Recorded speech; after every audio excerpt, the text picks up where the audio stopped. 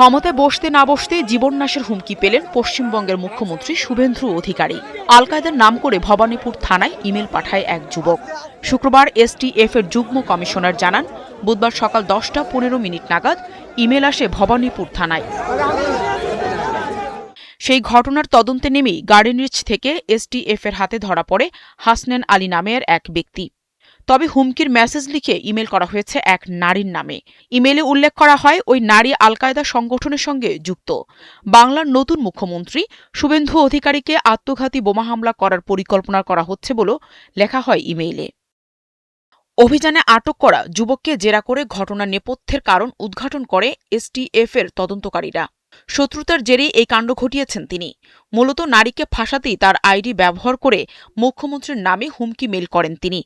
মেইলে ব্যবহার করা নারী তার পূর্ব পরিচিত। ওই নারী এবং তার পরিবারকে সমস্যায় ফেলার জন্য এই কাজ করেছেন বলেও জানিয়েছেন ওই ব্যক্তি।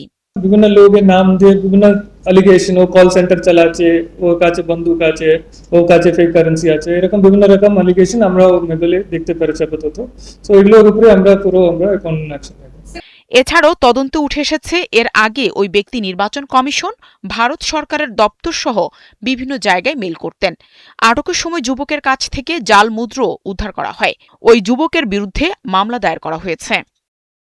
এদিকে তুচ্ছ ঘটনাকে কেন্দ্র করে ভারতের পশ্চিমবঙ্গের আসানসোলের একটি পুলিশ ফাঁড়িতে ব্যাপক ভাঙচুর চালিয়েছে দুর্বৃত্তরা।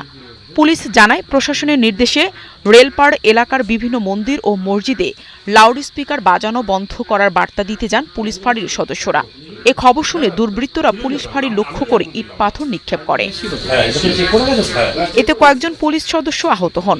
পরে স্থানীয় থানা থেকে পুলিশ ও কেন্দ্রীয় বাহিনী গিয়ে পরিস্থিতি নিয়ন্ত্রণে আনেন।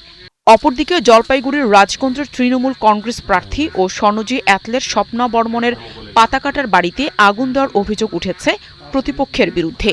আগুন লাগার কারণ খতিয়ে দেখছে পুলিশ। নাহিদা রিন্থি, ৭১।